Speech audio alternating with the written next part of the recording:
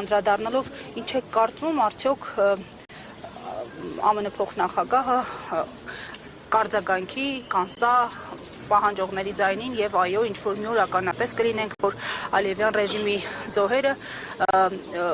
մեր գերիները, մեր հայրենակիցները կվերադառնան եւ այո, ինչ որ առումով կհարգվեն նաեւ Հայաստանում մարդու իրավունքները։ Գիտեք, դա վաղուց ուշացած արդեն նախաձեռնություն է,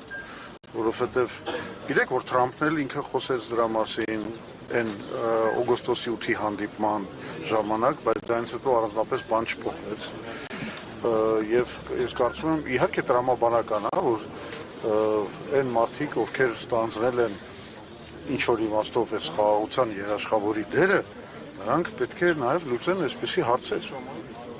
որը իրականում մեր մեջ ասած շատ մեծ հարց է մեր համար, բայց շատ փոքր հարց է այս աշխարհաքաղաքական, այս մեծ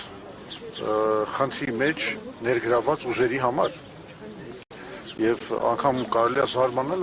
նրան, որ մինչև հիմա այդ հարցը լուծված չի։ Եվ դա է մեզ բերում այն գիտեք զարմանքի կամ կասկածների խաղաղության մասին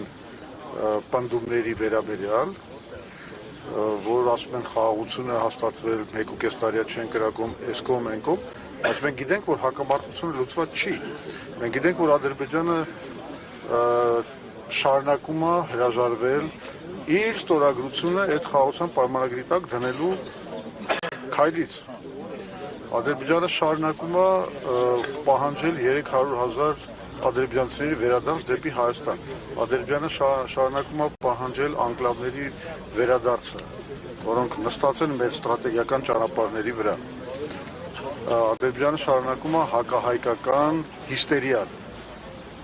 Ընդհանրապես պետություն է կառուցված, որի հիմքում դրված է որպես ասած ասեմ, այդ պետությունը կառուցող փիլիսոփայություն դրված է հակահայկականությունը։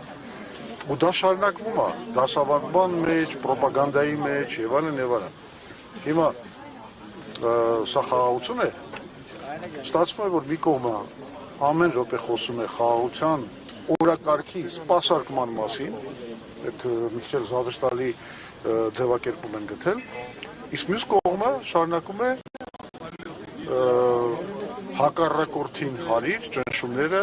Հայաստանի վրա, նաև մեր ներքաղաքական կյանքի վրա, եթե մենք խոսենք պահանջի մասին, որ իրանք պահանջում են սահմանադրական փոփոխություններ անել Հայաստանում։ Պահանջին մենք չենք նայում, Արդարադատության նախարարը վերահաստատեց վերջին Աբդուլիսուն Գալյանը, որ ամենևին իրենց պահանջով չի եւ վաղուց էին մտադրված փոխել, բարեփոխել։ Այդ դեպքում թող բարի լինեն իշխանությունները բացատրեն, թե ինչի են փոխում սահմանությունը։ Նրանք ստեղծեցին բազմաթիվ սահմանադրական հանձնաժողովներ, խմբեր, փորձագիտական ժողովներ եւ այլն, բայց մինչեւ հիմա չեն ասում, որ ինչ են ուզում փոխեն այդ սահմանադրությունը։ Իրականությունը հետեւյալն է։ Իրանք չունեն որևէ պատկերացում, թե ինչ են ուզում փոխեն այդ սահմանության մեջ։ Իրենց միակ նպատակը Ադրբեջանի պահանջի կատարումն է։ Հենց դրանով է պայմանավորված այս բանը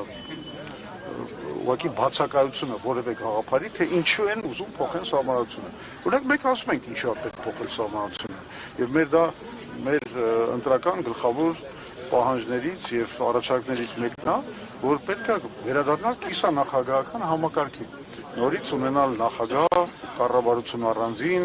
որովհետեւ դա ինքնին օրինակ կնպաստի հակակշիռների եւ զսպանակների համակարգի ձևավորմանը, որը կբացառի այն անձնիշխանության իրավիճակը, կարելի ասել ավտորիտարիզմի իրավիճակը, որ այսօր հաստատվել է Հայաստանում։ Այսօր ամեն ինչ որոշում է Նիկոլ Փաշինյանը, ամեն ինչ ԲԴԽ-ի կազմը, հանրային ռադիոյի կամ հեռուստատեսության կազմը, որևէ մարմին, որևէ դատավոր, որևէ քննիչ, բոլորը գտնվում են Նիկոլ Փաշինյանի վերահսկողության ներքո։ Այս իրավիճակը բնականաբար եւ դրամաները կառաջարկում են սահմանության փոփոխություն։ Մենք նաեւ այդ փոփոխությունների մեջ ներառենք այն բանը, որ գործադիր իշխանության տակից պետք է հանել դատական իշխանության ձևավորումը, քննչական ապարատի ձևավորումը, դատախազության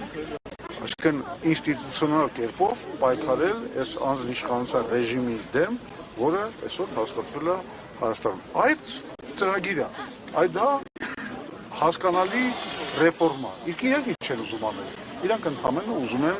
կատարել Ալիևի պահանջը։ Հայ-ադրբեջանական հարաբերություններում Ամերիկայի Միացյալ Նահանգները project manager է, թե երաշխավոր է, թե միջնորդ է, ինչ է ըստ ձեզ։ Իրականում սա ես համարում եմ գործարք Միացյալ Նահանգների եւ Ալիևի միջև Իսրայելի օգնությամբ, որովհետեւ Ընդդեմ Իրանի եւ Ռուսաստանի սա իրական, այս պրոյեկտի, իմաստը նա, որ իզոլացնել Իրանը, Ռուսաստանը, Հարավային Կովկասից եւ օգտագործել այդ Ադրբեջանի միջոցով այդ ելքը դեպի Միջին Ասիա։ Հասկանալի աշխարհական պրոյեկտ է։ Ձեզ մի բան էլ ասեմ, մենք շատ լավ գիտակցում ենք նաև հետևյալ բանը, որ եթե մենք գալիս ենք իշխանության, մենք չենք կարող մերժել սա, որովհետև ինչքան էլ վատ բան սա լինի, բայց որևէ նորմալ քաղաքանուշ գալով իշխանության չի կարող հրաժարվել միջազգայինորեն ստանձնված պարտականությունների, դե ինչ-որ բաներ մենք արդեն ստորագրել ենք, արդեն ոչ, այդ գալիս է ամենակարևոր առաջարկը, որ մենք անում ենք, մենք համարում ենք, որ սա աշխարհակահական առումով բալանսավորված փաստաթուղթ չի եւ ամենակարևորը, սա չի ապահովում Հայաստանի բանը ազատվելը Ադրբեջանի կախվածությունից։ Եվ մենք առաջարկում ենք ստեղծել միջազգային կոնսորցիում BRICS երկրների մասնակցությամբ, եթե ցանկանան նաև ամերիկացիների եւ Թուրքիայի եւ Ադրբեջանի եւ Եվրոպական միության մասնակցությամբ, որը թույլ կտա կառուցել Հայաստանը Իրանին կապող երկաթուղի, որովհետեւ եթե մենք ստանում ենք ելք դեպի հնդկական օվկիանոսի նավահանգիստներ, դա արդեն մեզ ազատում է միակողմանի կախվածությունից Ադրբեջանից։ Հիմա, եթե մենակ թրիպը իրականացվի, ոնց որ ինքը դրված է